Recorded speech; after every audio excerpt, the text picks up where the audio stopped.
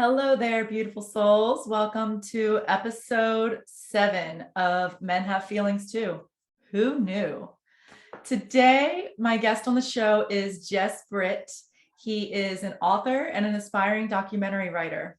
His mission is to inspire other men to open to vulnerability. Welcome, Jess. Hey, Lauren, it's so great to be here with you. Grateful to have you. Yeah, I'm super happy to be here. So tell me, what started your journey on this mission? Well, it's kind of been a long road to get to where I am. I've always been a guy that I've ever since I was a kid, I've always had big feelings, and a lot of people. Can I I asked ask a you, were lot of your parents embracing that? um, hmm, my mom, yes. My dad was kind of absent.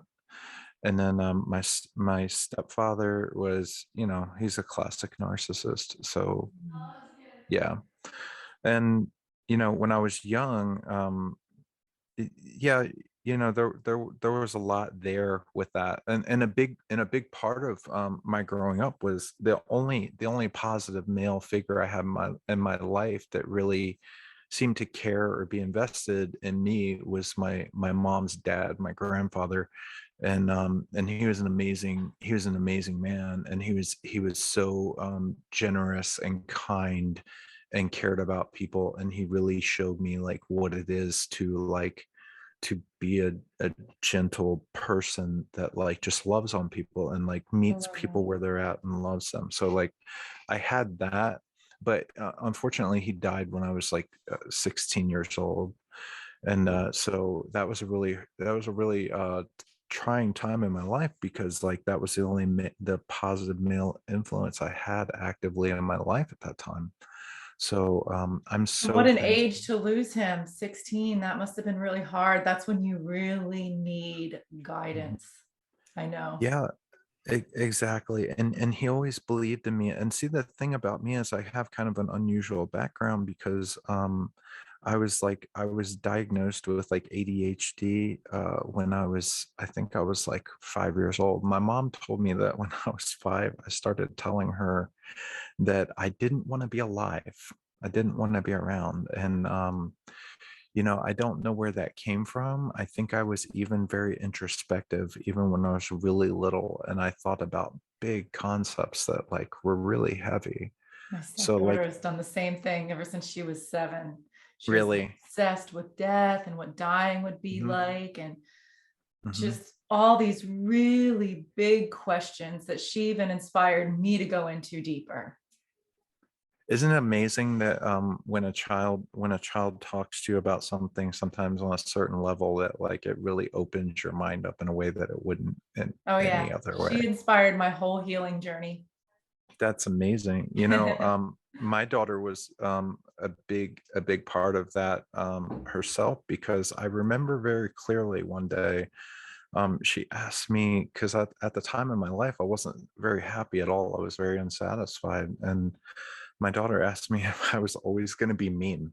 and Hmm. uh and I just kind of thought about that, and I'm like, man, that's how I make her feel. And I started to kind of dive into some of that, and started to really think about why am I like that? Like, why do I push people away? Because I gotten into a point later on in my life where I started to push people away. And I think it's because I've been hurt by so many people, and I've been hurt so many times, and I've had plenty of people give me reasons not to trust people in general.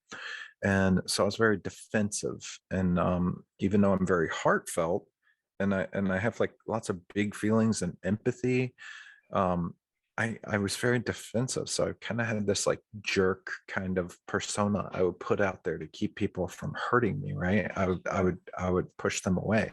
I'm sure we Defenses. all, yeah. And so yeah, for me that kind of cracked my heart, because my How old was daughter she asked me at the that. time? She's five. Yeah. Yeah. And what an amazing thing to say to somebody, and also how brave, and how brave of her to say that to somebody who At any other moment in my life, I might have just told her to shut up. You don't know what you're talking about, and it was just at that right moment. She caught me off guard, and that really did have an effect on me. And the way I got there, the way I ended up at that place where um I was I was defensive, and I was very, I don't know, like I always wanted to escape. I always wanted to escape, whether it's into video games or like I had an eating disorder. I was 375 pounds at one point. And so like that was another thing I always struggled with, was an eating addiction, because it's how I dealt with my feelings. And it got really bad after my grandfather died. And I put on a ton of weight. And I was definitely like picked on and singled out, because when you're a young person and you have empathy for other kids, they think you're weird. I was bullied my whole school career. Hmm. Yeah. Yeah. So I feel you. And so for me, I was medicated. I had several double ear infections when I was like 2, and I had tubes put in my ears, and I have a hole in one of my eardrums, and so I had hearing aids. I was overweight. I was really like soft. That's how kids saw me, was as soft. And And every time that you got made fun of, you made that mean something, and it built a belief system about yourself. yeah, it really did. Yeah. It really did. And I started to kind of internalize that and realize, you know what, these things about me are bad. And Yeah. this wanting to express myself, this wanting to understand other people and express myself at the same time, is weird, and it's not normal. And I must be treated like this for a reason, right? I mean, not everyone can be wrong, right? But I had to I had to learn to see differently than that. I had to run into some people in my life who are also outliers, who are really kind people. And and that was hard. And I also, because I was talking about the stuff I was talking about when I was a really young child, my mom got really worried. And so I spent a long time, like, it I work like a regular service job, but I have a lot of knowledge in the field of like talking about feelings of mental illness and like all these things. Because from the time I was 5 until I was probably in my early 20s, I was talking to psychiatrists and I was talking to psychologists about how I feel about things. And like it got to a point where it was almost exhausting and overwhelming, because Mhm. my whole life, all I ever did was talk about the concepts of how I feel and what this means. And what do you think this means? Well, this means this. I never Yeah, really a lot got of them to don't bring it actually, down into the body. yes, That's yes, the yes. important thing. That's what we have to do. And a lot Mhm. of work that we're realizing now, even in psychotherapy, we're realizing that top down can just sometimes even make the trauma worse. Yeah, So yeah, going bottom up by basically starting in the body and then working up into the mind, I yeah. think is where we're heading. And I hope that becomes more commonplace, because I think that's where I was trapped. I was trapped up in my head, and Mhm. all this turmoil and all this stuff that probably could have just been solved by some sort of hero's journey type situation of doing something, or getting involved, or having men in my life that could mentor me and let me go through something and have that experience, because I didn't have a dad. Like I didn't have a dad that cared. Yeah. And no one that really cared. You can, a kid, even as a little kid, you know when someone cares about you or Oh not. yeah. It's obvious. And like what you just said, like, one of the things that we're really lacking in these days in society is action. And like, okay, like take my faith for instance. I don't want to like publish too much about like my personal faith feelings, but a lot of my a lot of my faith came from my mom, and the fact that she's somebody that I really admire, and she was always empathetic, and she's a huge empath. But the thing is my faith at one point I realized was just a cluster of concepts and thoughts. And I think a lot of people like miss out on the physical action, like something I saw you doing when the video came on was burning the incense, right? Yes. And that's something that's missing in You'll see me a do that lot of several more times tonight, yeah, probably. yeah. No, that's awesome. But like you're taking a physical action to bring your intentions into the physical world, right? So like let's say like older Christianity, they would burn incense, and their idea was they're burning incense and the smoke is rising up in the air and it's taking their prayers up to God, and they're taking a physical action. Instead of just thinking it in their head, Right. they're There taking a needs to physical be action. like an energetic intention Yeah. and even a And physical manifestation of the energetic intention. yeah, and then the physical things in your life can kind of become this thing where like when you sit down at a table and eat with other people, that means something because you're taking a physical action, you're taking part in something. And I think a lot of times we sit isolated.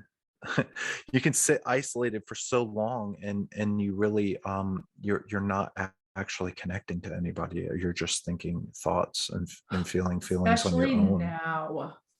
What do Mhm. you think about the metaverse? I don't know. I haven't really messed with it. Have you been Yeah. in it? Well, no, I won't go in it. So I'll quickly tell you what I think about the metaverse. I think that right now humanity is on a we're at like two paths. There's a divergent path and there's a path. Hmm. And I think that is the divergent path. When we merge with like that technology in that way, I think it's going to like cut us off from connection to spirit. When we could merge with like spiritual technology and Yes. raise in density, or Yeah. get into higher density, but that is Yeah. going to keep us like, I don't know, it just doesn't, No. I don't always have the perfect words for it, but No, it you're just right. feels so. So from the beginning of time, people have always had places where they come and connect. They have holy places or places of spiritual meaning, or like places they gather, and people sometimes adopt the It's same so much more in the customs. mind. This is just in the mind. Yeah. Yeah. The metaverse is there. The real world is going to get ignored by the people that are addicted to the metaverse. Yeah. And it's I've messed around with like some VR stuff, but it's not real life. It's not the same intention of picking something up or creating something with your hands, or doing something like that, or just you can't hold somebody's hand in the No, metaverse. I heard And that somebody bought a $400,000 house next to Snoop Dogg's house in the I've metaverse. heard of that. Yeah, it's What? the, the thing is, all it takes is just one crazy event, and all that stuff is just on a server somewhere. Like it doesn't actually mean anything. I know. It doesn't actually exist. It's just data. And I like what you were saying earlier about coming down out of the mind, because that is a huge that's been a huge part of my journey, is coming down out of my mind. And one of the things I realized was like, oh, if I come down into my body and I like take action and I do things that are meaningful to me in a physical way, when you bring your mind Feel. and your body together, the spirit comes in Mm-hmm. to the Oh, picture. so So this the spirit then comes alive, the spirit. And then I wrote a affirmation on that once. It was like, man, I butcher it if I tried to say it from memory, but it's one of the first affirmations I ever wrote. And it basically, I was writing that when you're intentional with the physical body, your mind your mind can adhere to that, because and then when you get both in alignment, that's when the spirit comes into play. And it's so it's so important. It's so important. Just like you were saying, you can't go camping in the metaverse. No, I mean, you know maybe, but it's nothing like real. You're just sitting in your house and you're not even using yeah, your body. I mean, yeah. maybe, I maybe you could mean, do some VR isn't it stuff where you're isn't it using your body.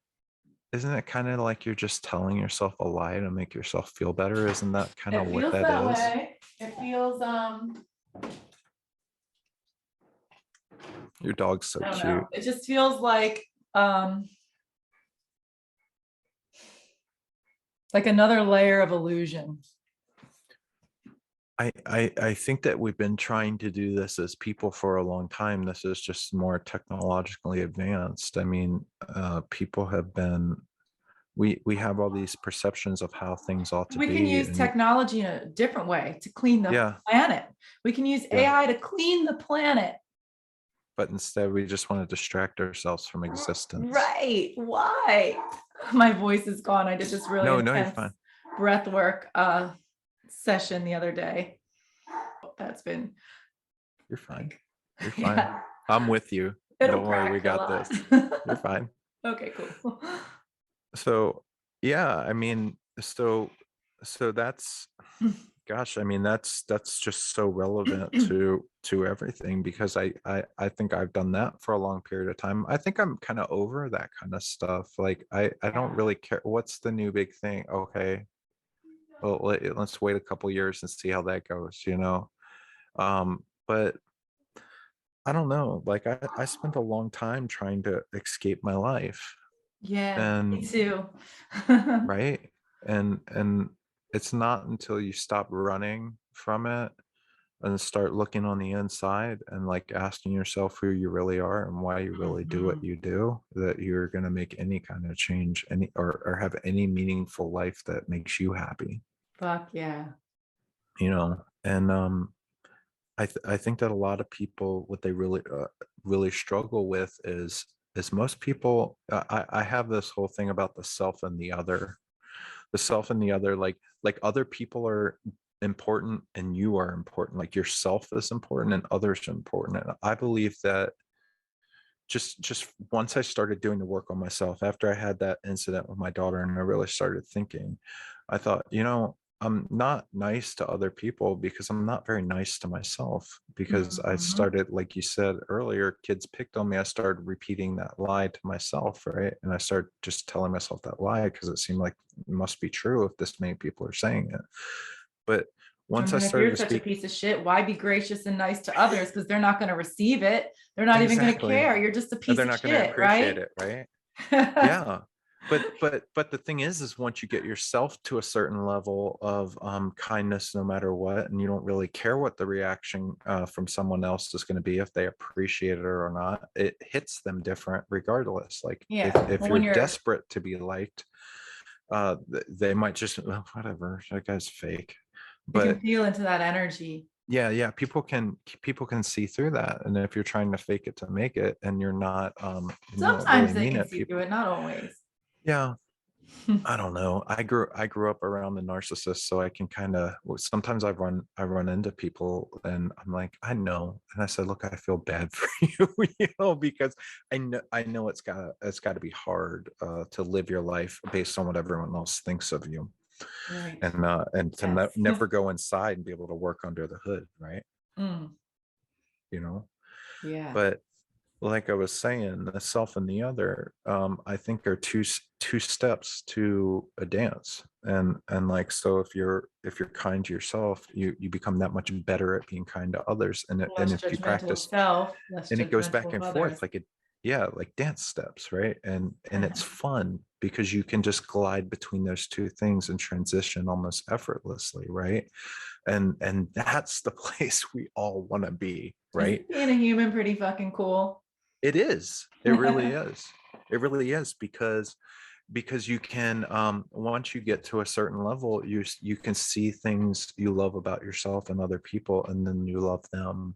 And like you can see the way someone answers a question, and you can really like them, like love that person. And I think that's one of the most important things Mhm. I've learned, is to be able to love anybody where they're at.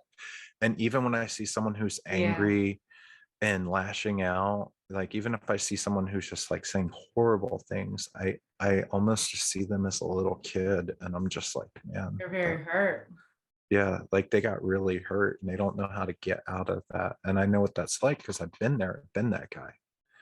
And it feels impossible. Like, well, my book is already written. Everyone wrote it for me, and I never get to change that. But I don't believe that anymore. I believe that my book is mine to write. Did the people in my life as a child write the prologue? Yeah, right.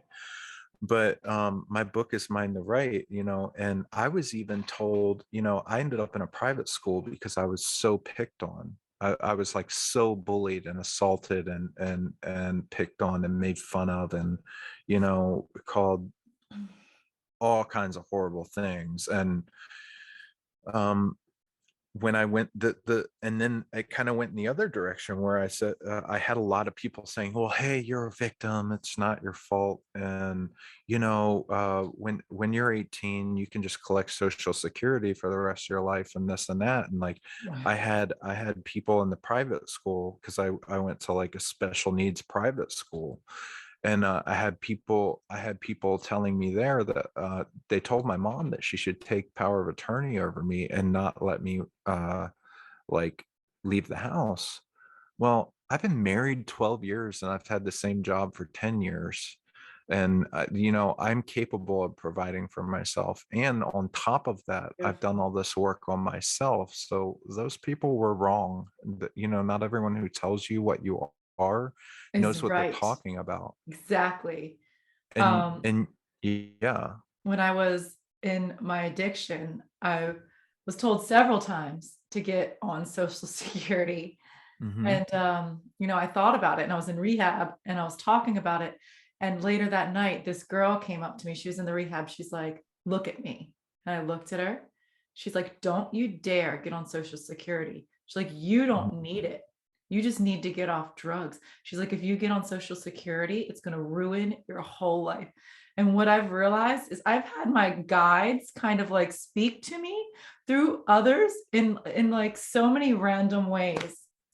Hmm. Like that was not like her personality at all. Like I was in there with her for like over a week. That was not her personality at all, but it like somehow she was just, she just said that and then went back to being herself. I've had stuff like that happen. Yeah. I like ended up I actually ended up leaving where I grew up, and I moved to Kentucky, just based on a bunch of weird signs that had kind of come up. And Where are you I'm from so glad I originally? did. Maryland, the Annapolis area. Mm-hmm. And now I live in Louisville, Kentucky. And I kind of had like some, like, I guess you would call them signs from God, like literally someone I'd never met before, like a situation kind of like yours, said, hey, I think you're going to do something completely out of your character, and like Gideon in the Bible. And then I was talking to this girl online, and she's like, hey, next day, I want you to meet my friend Gideon. He has this like Bible study thing he does. And I'm just like, Whoa. what? So it's like, it's crazy. I It's love crazy. the universe so much. The synchronicity, right? The Yeah. synchronicity. Or if you hang out in spaces like I do on Clubhouse, and you hear enough of somebody's story, you'll find synchronicity in anyone's story. You'll find If you're looking something, for some it, if you're detail. not even looking, but if you're open to it, it's Mhm. everywhere. I mean, You can connect to anybody just by dude, hearing their story. there's like even gifts and like the really painful shit, you Hmm. know, it's Yeah. crazy. Like, and Yep. to see it in real time, yeah. I've been Yeah. experiencing that over like the last 2 week. Mm. Mm. Yeah. It really is amazing, just how that works, because with like on Clubhouse, like the big thing for me that I learned, and it's for those who are listening, Clubhouse is like the it's a social app, and they have like rooms. So like there's clubs, and then like clubs have rooms. So it's like like almost like a Facebook group has, posts and stuff. So they'll Okay. have rooms, and everybody's and there's some people that can unmic and talk, and then there's people, whoever comes in the room can be in the audience, and if they want to like Hmm. say something, they hit raise your hand, and they come up on stage, and usually the people on stage vet them, the mods that are already up there vet them to make sure it's not How do you disruptive. get to be on stage? You can start your own rooms. Okay. I You thought. or if you know people, they'll make you a mod when you join, and Mm. stuff like that. So that's kind of how it works. So it's actually really simple to use once you kind of figure it out. But the coolest thing was, I think we were talking about kind of telling your story and the vulnerability side of things, and like synchronicity and people connecting with you. But the big part I realized when I really started to find my voice was when I would start going into rooms and tell my story, and I would just talk about my perspective on things and where I came from on that. And I get like on the back channel, like people would PM, like send me a private message or a direct message or whatever, and it would be like, I really needed to hear that. Yeah. Like you said that at the exact moment I need to hear that. Or me talking about my daughter, and how I started kind of working on myself. And this girl's like, the girl said I was praying to God that he would give me a sign that my dad could change, and then you started talking about that. So like I it or Nice. just Cool. guys opening up, right? Me going all in and saying, I feel like an imposter because this is new to me. Like this me being this guy I am now is so new to me. It's only happened in the last like 3 or 4 years. So like I feel like an absolute imposter. I feel like everyone's gonna like find me out, and this isn't who I Yeah. really I am. And have that sometimes too. I yeah, had that. I'm like, it's unwinding now, thank goodness. and like there'll be other men who are up on stage on Clubhouse, and they weren't saying anything, and all of a sudden they just do this beautiful profound share. Because Mm. and I had one guy put it to me so perfectly. He said, man, it was like you found the keys to the prison and opened the door and went out, and I saw I could go out there too. Whoa. Yeah. Whoa. I So love it. I mean, that's one of my most favorite things on the planet, when men feel mhm, safe to just like open up emotionally, and just because that's where the yeah. healing starts, Hmm. you And know? for and there's strength in that, right? So Because much. if I And can tell so you much all the beauty in it. There's this Mhm. idea that like vulnerable men are weak, and like that is like to me the opposite. Not me. Yeah. Yeah, they're not.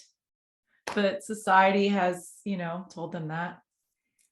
Well, and it's weird because we get a double message, right? We get a lot. There are a lot of frustrated women that want their men to open up, but I think it's almost reinforced that men should not open up because they look weak, right? And Mhm. there's Who do you think I it's think reinforced by? I don't know. I think some of it is monkey brain stuff, right? I heard a woman say in a room one time, she said, man, if there was ever a home invasion and they knocked us both out, they gotta knock me out first, because I would never feel safe again if I saw him knocked out before me. And I'm like, you're responsible for yourself. Like we all are, like we're Right. all like, but I think there is this perception that men have to be this protector, that nothing can hurt him, not even his feelings, not even his addictions, not even these different things. And I think a lot of men, and with good intentions, want to be that, but they feel unsatisfied because it's really a hard thing to achieve unless you got a lot of people that got your back, that are rooting you on, right? And I think Are I you think a referring lot to of being men, the protector is the hard thing to achieve? I think that being kind of being a protector while also being complete Open. and being able to Yeah. be vulnerable and Yeah. all those things. I mean, it it's just hard because I'm not sure what that is. I don't know if it's society. I don't know if it's some weird like evolutionary wiring or like a survival mechanism or something like that. But it really is, it really can be, I think, difficult for men because we feel like we have this expectation on us sometimes to be a certain way, but then there's there's so many different pressures that kind of push you in different directions because you're like, okay, well, I need to, I need to not offend any, like some men are just like, I can't offend people, like I don't want to offend people, like because like cancel culture or whatever. But then Mhm. there's also at the same time they're being told, but you still need to be a protector. Like this is just something I think we naturally think Your about worth ourselves. is based on what you provide, Yeah. your And sexuality, like, mm-hmm, you're mm-hmm, if you bring home two girlfriends when you're like 6, dude, you're a stud, right, you know? right, yeah. If a girl does that, it's like, whoa, what? You have two boyfriends? There's just these standards Yeah. that just give men just so many defenses. Like they have to be like super sexualized and like, Mm-hmm. lust after women. And if they don't have like a bunch of women, like then they must not be enough. Yeah. There's like all And these little messages that they get through like out life. or imagine or imagine being bombarded with that and being told at the same time, like in a like background like mine as a Christian, that you should settle down and It's like confusing as you should be a fuck, family right? man, but you also like there's this cognitive dissonance because you're going to try to like act like you're the man and also be a gentle father, faithful husband, all these things. It's like, how are you supposed to push those things into each other? And it's no wonder why some men drive themselves crazy trying to Yeah. achieve the impossible, right? Mhm. So yeah, I Yeah, I think it really stifles a lot of chance for true happiness. mhm. It really does because like I said, one more men need to be given permission to say, I'm going to write my own story, and no one Mhm. gets to, and everyone should get to do that. Like everyone should be able to say, I'm not going to be defined by the people who hurt me. I'm not going to grow up and be those people. I don't have to have my abuser, like I don't have to live this story my abuser tried to write for me. I don't have to live, for me But a lot the of time big, we do that unconsciously until we realize yeah. we live that story from our abusers, from our traumas Mhm. unconsciously. I just Well, I just uncovered, if you don't mind me sharing, I just sure. uncovered this unconscious dynamic that I've had in this breath work session the other day. Like it was a holotropic breath work. It was a couple hours long, and there was over 100 Mm, people in the room. Everybody was crying, screaming. This like one of the reasons my voice is gone. Um, I uncovered this like one of my core traumas, and if I had to name it, I guess I would call it the please choose me dynamic. mm, Because from like age 5, that was the earliest I remembered this dynamic starting, and probably even earlier, I was not chosen by my parents. Like, or then I got into, so since I had that belief, I took that into school, and that like opened me up to being bullied and projected onto and all this stuff, and still never being chosen in school ever, like by my friends. Like my friends were always like, I kept recreating this and recreating this and recreating this my whole fucking life, and I just realized it, like um and I've been on a healing journey for like 8 years, and there was just always something. I'm like, I've done all this shit. I've done hypnotherapy, like plant medicine. I've had coaches, I've had Reiki, body work, but what is still in there?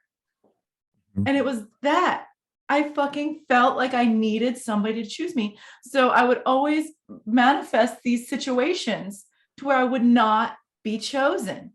And then that would be like an affirmative. See, I'm not enough. That's why I'm not being chosen in this situation. Like I've had boyfriends that would choose like addictions over me, other women, fears, just whatever. Hmm. Friends that would like, and I'm not blaming anybody else. I'm just saying I created this dynamic over and over and over until I fucking finally learned from it. And now I don't need anybody to choose me. Yeah, because you're a fully actualized person because you saw where that hole was and you healed it. Yeah. And like, and it's I can I, I have so many like kind of complications, I guess. I'm really lucky that my addiction, well, I don't know if I call it lucky. My addiction was food, and that's a socially acceptable addiction. Yeah, And but uh and you can't get thrown in jail for that overeating or makes it being, worse yeah. sometimes. But for me, I think my whole life, so I watched how my mom was treated, and I have always seen my mom as this amazing person, and I've always loved her so much. And for me, I always had such a close relationship with my mom that I think I like when I was younger, I freaked out almost every every girl I dated because I was so like intentional about it. Like I was just like, I'm all in. Like I want to figure out how to make this work, right? And to them, it looks like desperation. To Yeah, and I'm sure and I'm sure some of that was there. Like I'm sure to some extent, I saw my mom, my dad just like leave, and then my stepdad be the way he was, and I wanted to be way better than that, the opposite of and that. the opposite of that. But then Mhm. I hadn't done the work on myself to feel okay with me. So when you've got this person, like I almost probably came off to somebody who wanted to make anybody happy. Like I want to make you happy, and that's something I really had to learn, how to not be that way. And it's funny because the woman I ended up marrying is like literally like the only female stoic I've ever met in my life, because she balances me perfectly, because I'm very Mhm. emotional, I'm very expressive, I talk about my feelings very openly, and she does not. But she's not like dead inside or anything, she's just Right. more reserved, so it gives me space. And then with her, it's like it gives me a balance. And being married to my wife for 12 years, I've learned I don't always have to feel like she's so stable and so safe that it's given me the space and the safety to work on myself, and to and like and she, I mean, she's a, you hear people say she's my rock, and I can definitely say that about her, because she she knows she's not perfect. She knows that she would like to be better about talking about stuff, but I'm there to say, well, are you feeling this way? Like actually have that conversation and do a little more of the talking on my side of the conversation, but in an empathetic way where I really care about how she feels and like what's going on with her. But because of who I am, and because I'm naturally a people pleaser, I'm so lucky I married a woman that isn't all over the place and said, well, I would be happier if you did this or this or this. And then I'm back to my childhood of being pushed in two different directions, Mhm. of being told by teachers that I'm a menace, and then later that I'm a victim. So like Mm. that was a big thing for me, is this like huge insecurity, and not being comfortable with who I am, and not being able to deal, because it was a kind of a cognitive dissonance that was happening, and having someone like her where it's like quiet, and now I have to be alone with my thoughts sometimes, and she can't fill the air and make that escape for me, right? I've got to deal with my shit. So I'm incredibly lucky I married the Sounds person I did. beautiful. It sounds like you So balance each other out like yes, we perfectly. do. That's what's up, man. Yeah. So yeah, so like for me, it's really, I feel really, it's so weird being where I have for as long as I have, and like living the life I've lived. And now I feel like I have an amazing contrast because I'm almost 40. I'll be 40 in July. And I lived a good portion of my life kind of just like feeling like an absolute mess. And I know a lot of people can kind of concur, like they know how that feels. But now I feel so much gratitude that I've had that life, because I appreciate what I Yes. have now so much more. Yes. The light feels so much brighter because I've been wearing sunglasses, and now I'm not wearing, I can see how bright and beautiful the Contrast. world is. And Yes. the realization that all of those experiences opened you up to who you are To make me now. who I You am. love him, Hmm. Hmm. like Hmm. you're someone that you're proud of, like, Hmm. and it took a lot to get there. And maybe if you had an easy life, you wouldn't have seen any reason to go deeper. And then another thing is like, because I really appreciate people more. So like for me, I made a ton of friends. I keep talking about Clubhouse, but I've made a ton of amazing friends on Clubhouse, and like I've got mentors and friends and encouragers and just like so many people. Like there's literally a room called Gratitude, like the Daily Hmm. Gratitude, and you can pop in any time of the day. I think it goes like in from early in the morning to like towards the afternoon, and just say what you're grateful for, or just sit there and listen to other people say what they're grateful for. And That's it goes all fucking day. beautiful. You can tap into it anytime. Whoa. And so I make it a practice to go on there at least 3 times a day and really dig deep into Oh, myself can you for send something me big. the Clubhouse Yes, like I am. I'm going to information? invite you. I'm going to invite you, and I would love to get you in my friend's room if you're ever available in the mornings around 8:15 Eastern. But I think you would get a lot out of it because it's an amazing open space, and just some amazing people. I think you would fit Beautiful. right in. Yeah, Yeah, I'll check it out for sure. yeah. And so with these people, one of the big things that happened, and I almost was thinking about not talking about this, but um I have a best friend that I had for he was around for a long time, and I don't want to say anything bad about him. It's just that like where he is in his life versus who I am now is so different.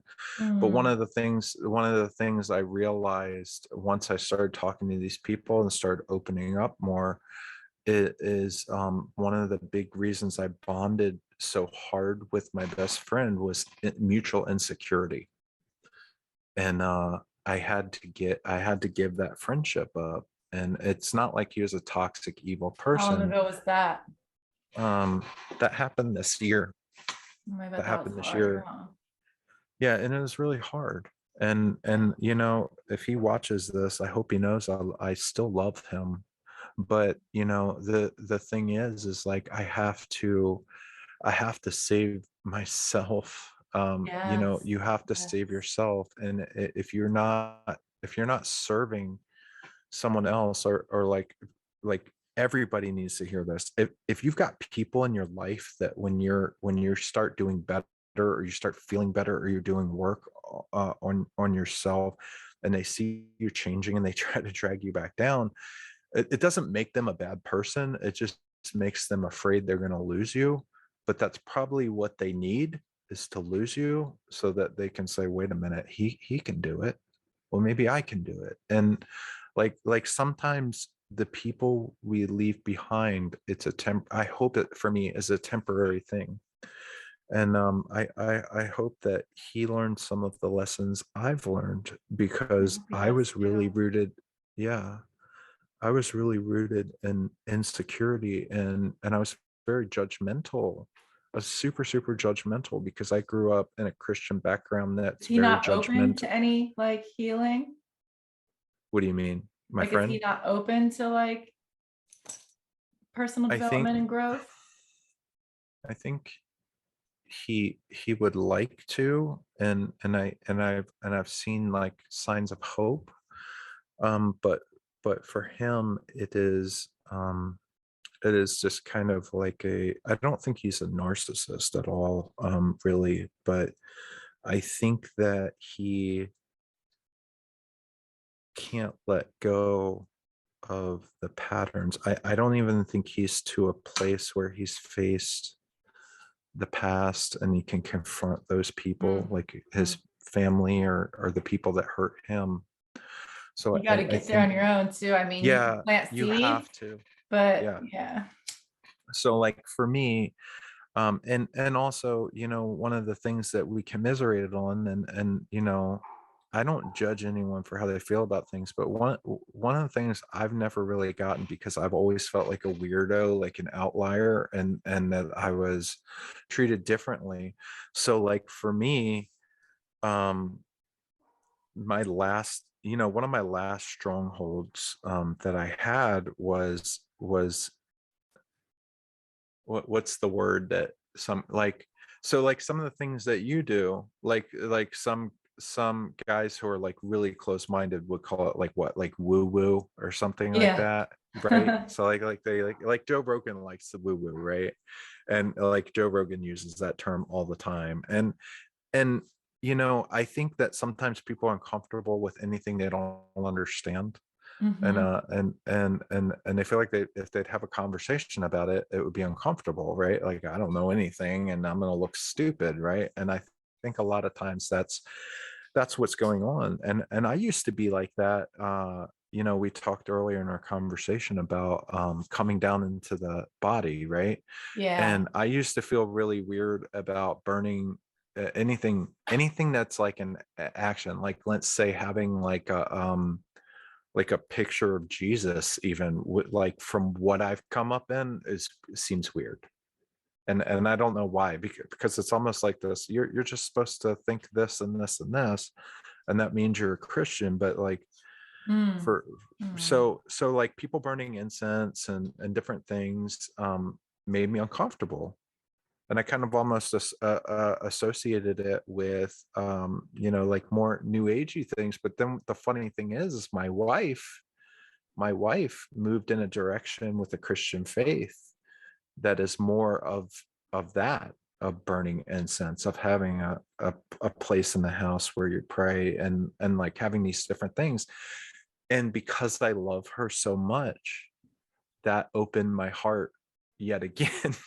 And I realized, Love has the wait, ability to do that. you know when they prayed for me, but they weren't Christians, but they said, instead of God, they said source.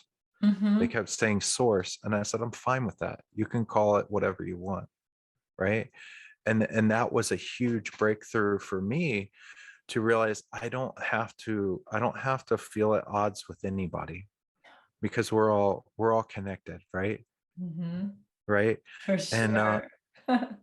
so like, even like I was asking Crystal about Reiki the other day, and like, because I was curious as to how Reiki works, and she started describing it to me, and it just sounded to me like the Holy Spirit. Like, that's what it sounded like to me. Yeah. It's Life force energy, it's energy. energy in the air. It's a thing that's around people. Like, it's an energy, it's a vibe, it's a thing. And that's something that everyone understands I'd love to share is an real. analogy with you that I have Sure. about that. I Yeah. don't remember where I heard it. Um, so you remember those when we were kids, the light brights? Hmm. So source is the light bulb. Hmm. We're the little pegs, you know? That, yeah. Yeah. I like that. I like that. We're all the pegs are different colors, they're in different places, but what lights them We is we all source. want to be And connected to they're all source. infused with source. Yeah. We all want to Mhm. be connected to that, right? Yeah, there's no And choice but to be. and it's and Well, and the thing is like, I've realized that as I've gotten to a place of extreme acceptance of myself, and that I'm not like everyone else, and that and I have a different way of looking at the world, and I've always been an outlier. I don't ever want to make anyone feel that way, you mm-mm, know. mm-mm. And even something as important to me as my faith is not going to cause me to do that anymore. And I think that's something I'm Beautiful. extremely thankful for. I'm extremely thankful for it. And I hope that other, there's a lot of Christians that are very intolerant, and They really are. Yeah. and I hope that I hope I see more people kind of come to a place where they're like, that person just wants to be connected to the energy, the source, the things that person wants to be connected to something bigger than themselves, and they want to do it in a physical way. Hmm. And they want to do something that aligns with their body and brings their mind back down into their body, and allows them to access their spirit, right? That's what we all want. That's what Yes, we all want. so That's much. what we all want. Hmm. And so yeah, it's that's I don't know. Like I really do hope I see kind of a change in that, because I think you I will. you think so? I do. I think K- we're in a time of just exponential transformation Yeah. in the energetics on the planet, and just how people are seeing things, the way like all these awakenings that are happening with individuals and in groups. Hmm. It's just, it's Like hmm, it's an everybody's awareness. getting their healing on. Hmm. Yeah, there's kind of an awareness that's happening, and I don't think that the people I don't think that the people with the negative energy, that are try to spread that around, I don't think they can outlast positivity and kindness. I just don't, because I look at negativity as something that can be like, there's a limited amount of it, and it can be spread around, and it's like mud, but even though the mud gets everywhere, it's there's still the same amount that was there when it started, right? But like with positivity and kindness, I Like, feel like that multiplies, and mhm. I feel like that generates. It's something more like a tree. It grows, and when you give kindness to someone else, and if that enables them to give kindness to themselves, they can grow in that kindness and give that kindness back, Yes, plus yes. some, right? So Mhm. like these are like huge principles that like I've really identified with, especially people who are like more whatever, like new woo woo whatever, Say like it, yeah, you won't offend there's me. yeah, no, but there's a real truth to that stuff, I feel and it. to Yeah. being yeah, that you think about the energy that other people have, right? Or like that you would think about, like how amazing is it that people into like someone like you can look at other people, because all these spiritual disciplines that you've like found, right? And you can look at people differently because of it, and you can see someone in a different way than I can, or someone else who hasn't put that work in can. And I think that that's beautiful. And someone like and someone who struggled with addiction, that you can see someone going through it, and you can have hope for them because you know what it's like to come Yeah. through it, Right. right? I know what it's like I actually died. Wow. Yeah. Do you remember like the experience, like no? No, I had one of my friends inject me with some heroin, and the next thing I remember, I woke up. They tried to save me at the house, Hmm. and they couldn't. They gave me like a shot of Narcan or whatever, and they couldn't. So they put me in an ambulance, and they were gonna, I guess, take me to the hospital in case I was pronounced dead there.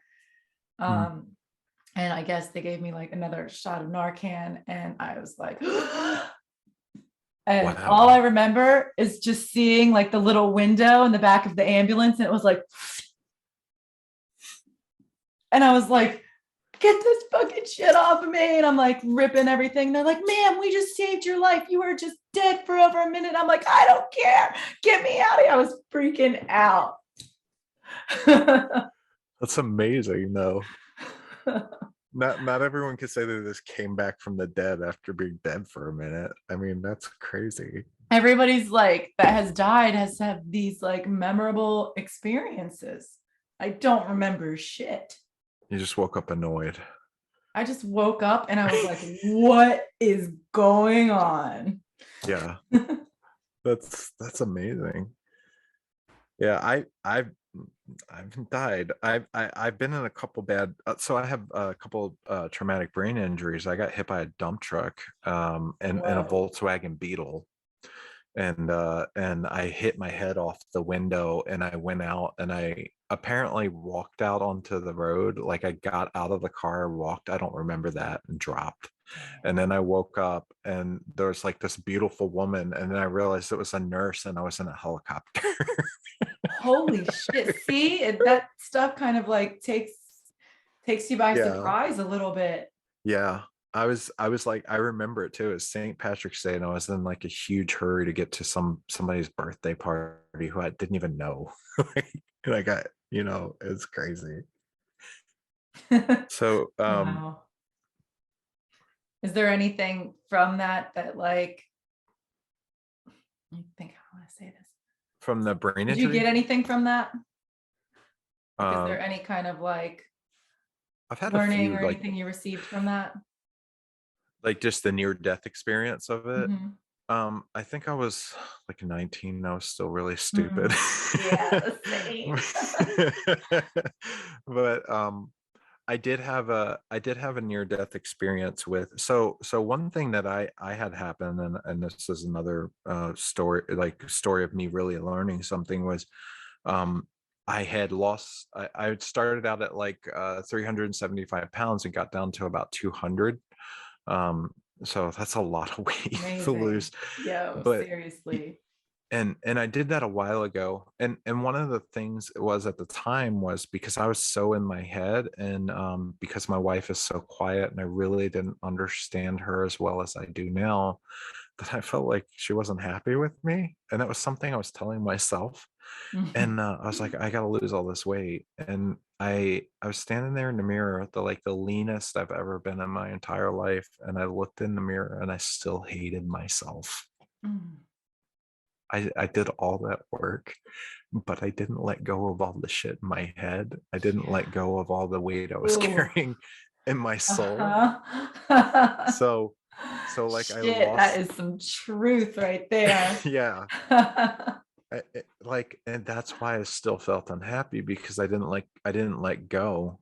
I didn't let go of all that other stuff that was out of my control, that wasn't my fault. I couldn't Which let was that actually go. weighing so much more than the Way actual more. physical weight. That's Yeah. the thing. Like, And I whoa. ended up gaining a lot of that weight back, and I'm actually like on my way back down weight wise. But this time, like I have a community, I have people that love me. But the craziest thing about all this was I made a decision, like, you know what? um I had a panic attack that was so bad I thought I was having a stroke. And so I went to the hospital and everything. They couldn't find anything wrong with me. I felt really stupid, but I was like, what if I did have a stroke? Because I had like gained all that weight back, and I was being really unhealthy and not taking care of myself at that time. And that was like last year. um and what ended up happening was I lost maybe like 50, 60 pounds, and then I got COVID, and it almost killed me. When I got COVID, it almost killed me. And I got really lucky, because it was back when they have Regeneron, and they Mhm. gave me an infusion in the cancer treatment center with this stuff called Regeneron, that's made out of like the anti-cell, what is it, the antibodies. So it's like the It's on the tip of antibodies my for tongue. COVID. I know what you're Yeah, talking right. about. The antibodies. So it's like an antibody infusion, and I started being able to breathe again, and I came back. And that taught me a huge lesson, of because I realized, man, I had that crazy thing a little while back, a few months back. I lost a bunch of weight, and I'm very, very sure that COVID would have killed me if I was still eating like crap all the time, and not taking care of myself, and just in a bad headspace. And so Mm. that definitely taught me a huge lesson. Having it, dealing with it, really seeing my wife come to the rescue and take care of me. And it didn't affect her at all. She got it too, and it didn't bother her at all. But like that, I think had a huge change on my view of how much time I have left, right? And how much pressure I've been putting on myself. And I realized, because I was like, I want to get thin again. Because I always joke, one day I'm gonna look like this. I'm gonna be a sexy grandpa. I don't want to put too much pressure on myself. So I tell myself I'm gonna be a sexy grandpa one day. That way I don't feel like I have to be like thin like next year or something. Like Mhm. I really want to focus on my personal development before anything It seems else. like you're doing fantastic, man. I appreciate that. I Yeah. appreciate that. And so yeah, that's definitely a near death experience I had that taught me a lot is just to Wow. appreciate the time I have. Yeah. Hmm. Yeah. I mean, we You're so really, easy to talk to. I really like talking to thank you. you. We really don't know how much time we have left. Like right now, I'm probably the happiest I've ever been. Mhm. You know, I think life still happens. I still have Mhm. crappy things happen. For the most part, I feel more alive than I've ever felt before. But I could go out there tomorrow and somebody could just like hit my You car, only have today. right? Yeah. I mean, we're not owed anything. We're not owed another minute. Yeah. And like if you love A somebody, tell plane could them. fall on my house right now, Yep. you know, Yep. and I it's good to remember. Yeah, that you only have today. Like tell Yeah, the people you moment. love them. Don't hold grudges. Don't Yeah, be no. angry. If somebody is impairing your ability to love other people, keep them a little further away, but still love them, you know? And it's important to express all emotions. Like I feel like anger is a very important emotion, and it can tell us something. It's emotions are a guidance system. But however, I think anger should be released expressed and released in a safe space that you create. Like I create a ritualistic space to Hmm. express and let my anger flow through me and move it.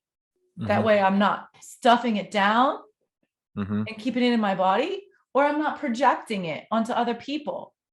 Yeah. Yeah. Yeah. Everybody's And going to be angry a little bit. It's a natural emotion, well, and you just realizing at all that you like most people don't even realize that they're holding that in their body and it's a physical phenomenon but it because comes out in yeah. illness. It'll come out in just how successful your relationships are. Hmm. It will manifest in little like bits and pieces and fucking everywhere. Whatever you suppress is going to show itself in your life, whether you want Yes. it to or not. It bubbles up and it's one of those things where like you try to compartmentalize things in your head and like hide from how you really feel Yeah. and it will manifest itself in some other part of your life and you have to deal with the unresolved stuff. You just have to. you Yeah. can't you can't just avoid it, you No. know and Some and I people aren't even and aware, like you said a minute ago. They're not like when I was walking around in my unconscious state, I Mhm. wasn't like, I have all this shit that I need to fix. I was just like, dude, life sucks. I'm trying to make the best of it. Um, Yeah. you know, And then life just kind of happens to you. yes, yes, life happens to you. But when you decide what you want from life, and when you Mhm. really just like open your heart, I've been really staying devoted to keeping my heart open no matter what. Mhm. No matter if I'm fucking terrified, whatever. I'm keeping my heart open because I trust myself, Yes. Yeah. you Because know? you know what you need and you know you Yeah. you know what's important to you. Mm-hmm. Hmm. I got a question for you because this is Sure. something that is really important to me is did you Mhm. ever go through a period of time where you had a hard time like really expressing love for people because of like because I know you talked about like pick me and like it sounds like there's some insecurity there in your life, right? Yeah. Did I you mean, ever did you ever really, really hold back because you were scared that if you loved somebody, like if you just loved them without expecting I anything wasn't going to get or picked anyway, you right? know? But Yeah. did you ever feel that if you put that out there, and this is just something I felt, and it was a big thing for me was I felt like if I really loved somebody and they rejected that, like that they were really rejecting who I really am. Oh, yes. Oh, yes. I felt that before. Yeah. Yeah. And it hardened my heart in such a way that like, I didn't even realize I was doing it. I was still so unconscious. And a friend told me, he's like, if you keep doing this, you're going to chase all of the really good people out of your life. Yeah. What are you Mhm. talking about? And then you end up surrounding yourself with relationships that are purely transactional and Yeah, surface level. transactional. And I surrounded myself with relationships that took from me. So I could Hmm. constantly do more to prove that I was good enough, Hmm.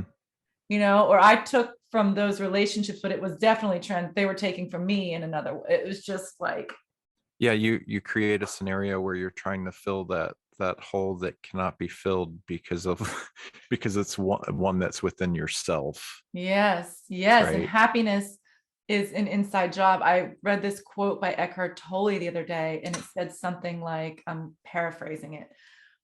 Relationships are not here to make us happy.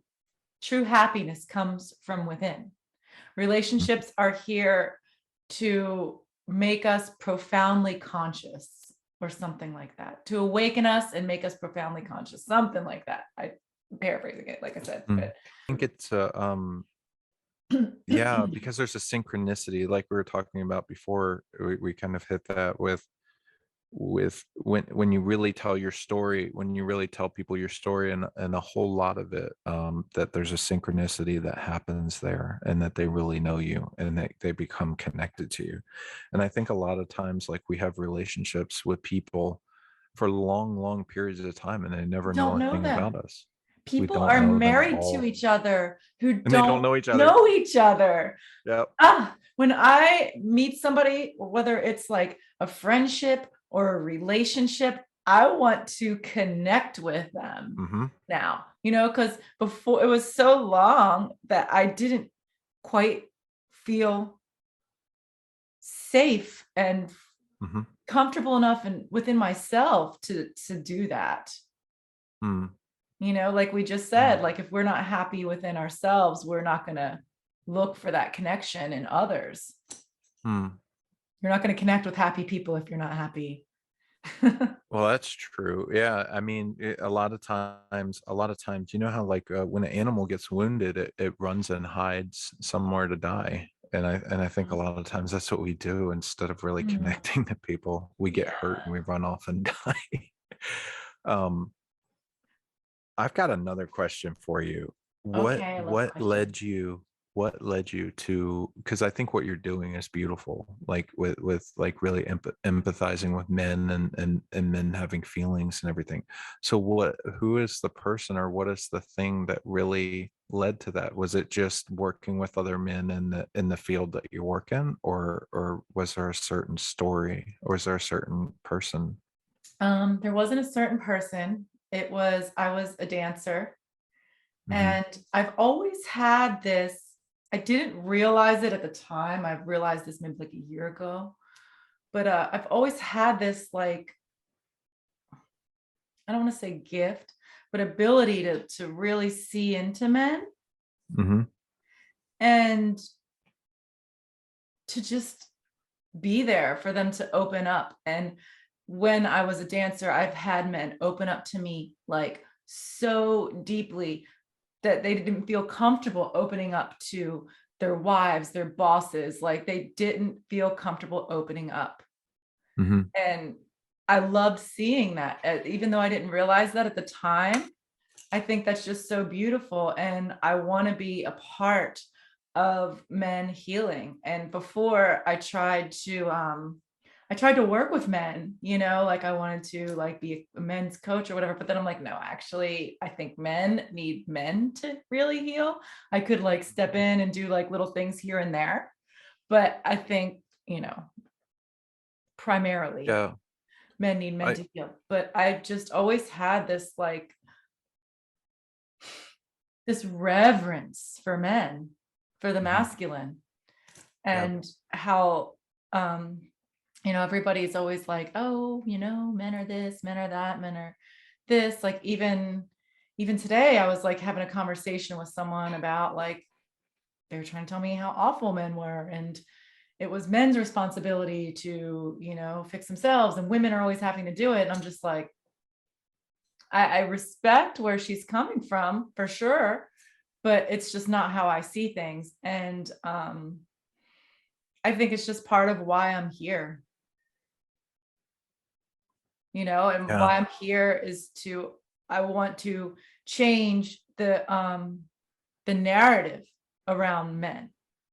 I Mhm, want to guide women in healing their wounds at with the masculine, the dark masculine and the divine masculine. mhm, Because if they heal their wounding and start to see men differently, men can start to see themselves differently too, because we're all really reflections of each other.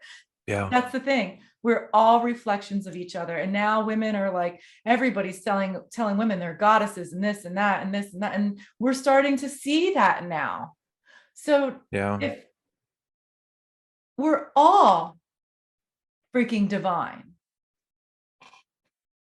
and I've before I had this reverence for men, and this is what I try to tell my clients, and they understand. Before I've had this reverence for men, the relationships with men in my life were so toxic.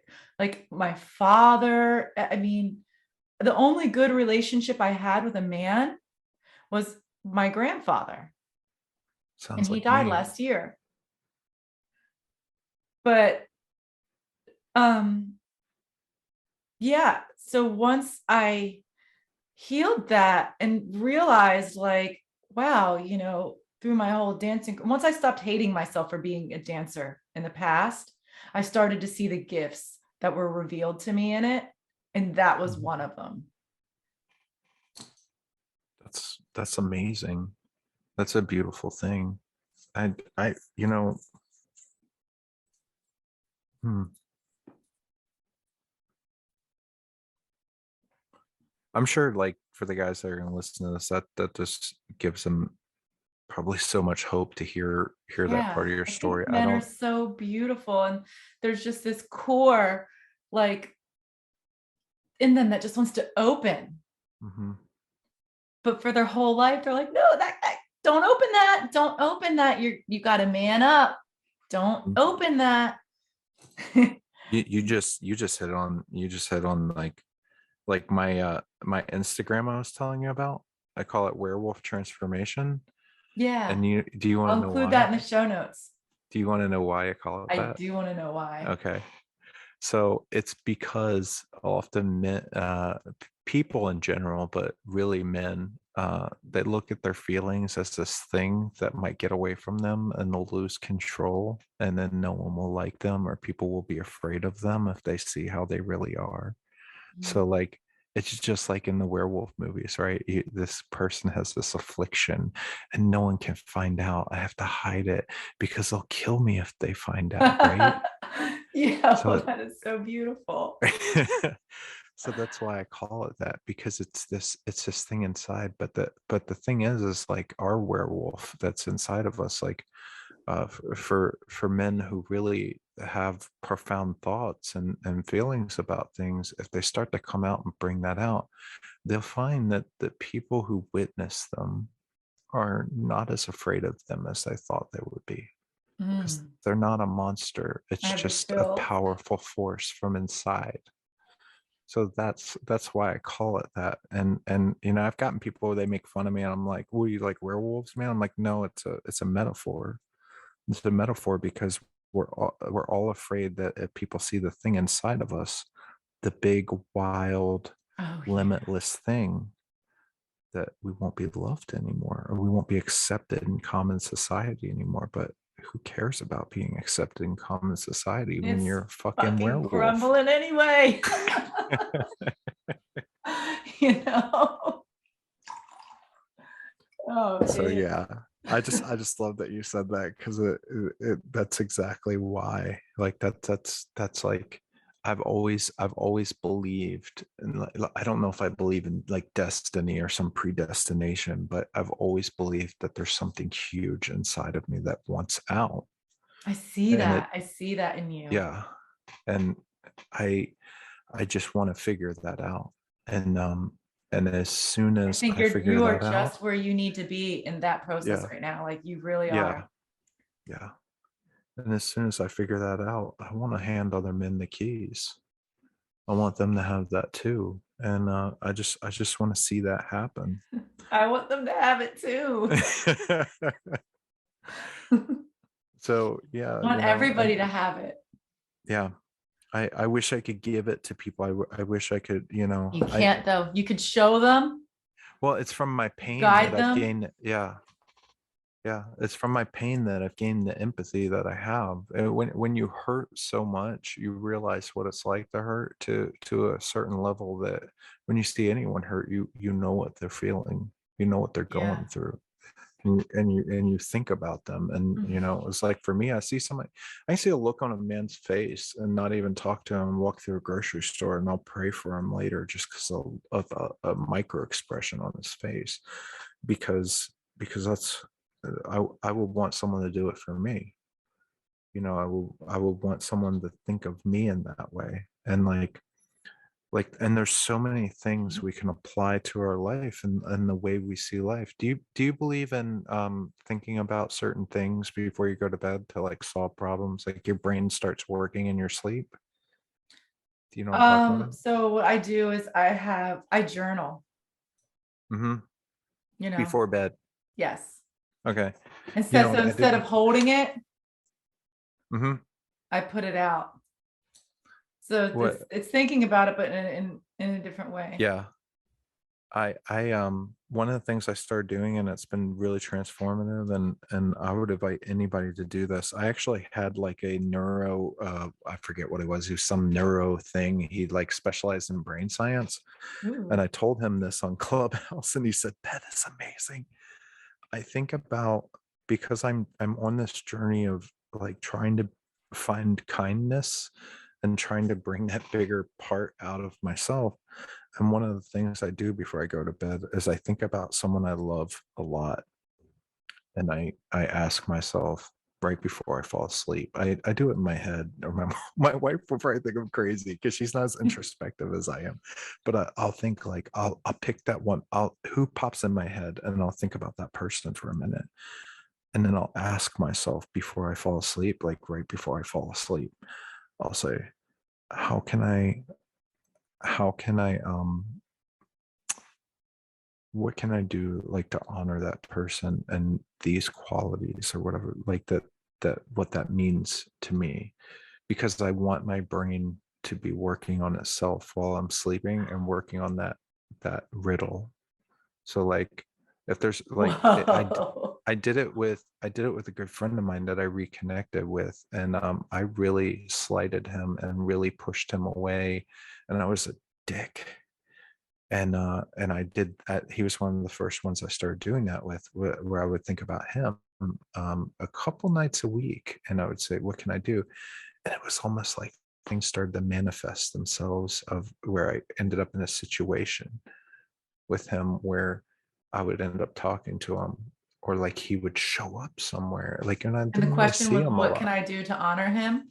What can I do to honor him, or how, what can I change to love this person more? And Whoa. That is, ask yourself that the next time you like, I'm think gonna about start someone you doing want to. that. Yeah, so the next time you go to sleep, think about somebody you want to be closer with, who you respect and you love, and say like, how do I love this person better? And you'd be amazed what happens afterwards. Oh my God. Like, I've had whole like relationships just start rekindling out of nowhere because of doing this. And I think there's an Wow. intentionality to it that is that you can't achieve otherwise, because your unconscious, your subconscious mind is even more powerful than your conscious Oh, mind. definitely. Yeah. So you get kind of give that dog a bone, and it's going to chew on it all night trying to figure out how to make Oh it my work, right? gosh. This is gold.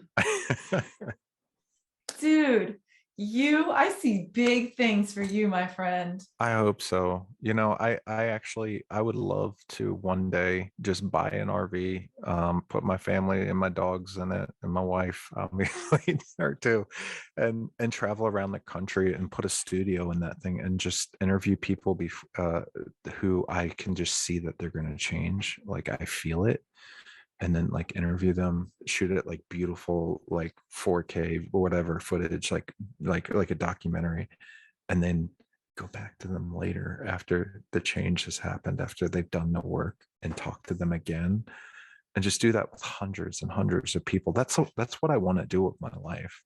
Like right now I'm just working a regular job, but that's what I want to do. Is I want to show real transformation, because real transformation isn't getting a new outfit or getting some new glasses or losing 175 pounds. That shit doesn't really matter. It's all the baggage you get rid of in your head. It's all Oh the my stuff God. that you take off of your spirit. And I think that you Oh, could film someone and see a before and after, and that's more compelling than any weight loss show I or can't anything wait like that. to that until this is your before. Yeah.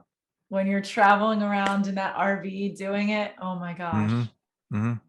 And I'll probably come see you while I'm out running Yes. around. I don't know what part of the country you're in, but I'll come find you and I'll give you a big hug while I'm passing through. But like, Uh, that's what I want. I mm, want a life of a journey, and of showing other people you can do this. You yes, can do this. exactly. Yes. Me too. Yeah. That's what we're here for. I know. I We're think me and you all are in a like, very I similar love that wavelength. saying, we're all walking each other home. Hmm. Oh, I like that. I'm stealing that. I stole it too. So is there anything else that you would like to share? Just anyone who hears my story and you feel compelled, and if you want to help other people, that's what I want to do. So follow Werewolf Transformation on Instagram. I'm not to the point in my life where everything is organized enough for me to pack up and do that RV thing. But in the future, if people want to support me once I'm ready for that part of my journey, then I'm sure just go to the Instagram, and I do talks and stuff on there. I like yours too. Yours is awesome. Thank you. Yeah. Thank you so much. Oh, this has been such an honor to Thank speak you. with you today. Thank It you. really has.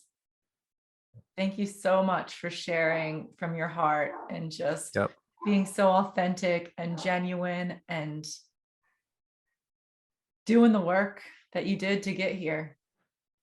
I've got a lot more to go, and I'm thankful for the process, because Mhm. it's not Yeah. about the destination, it's about the process. And when you love the process, people who see a lot of mountain peaks love to climb.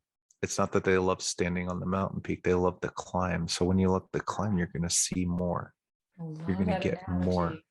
I used to be very destination oriented. I'm not so much Mhm. anymore. Don't look for finish lines, enjoy Mm-mm. running. Hell yeah. Yep. Oh, thank you so much. I hope you have a Of course. beautiful Thank you for evening. having me. I Yeah. appreciate We'll you. have to do this again. I'd love to have you back on. Okay. All right, Jess, have a beautiful evening. You too.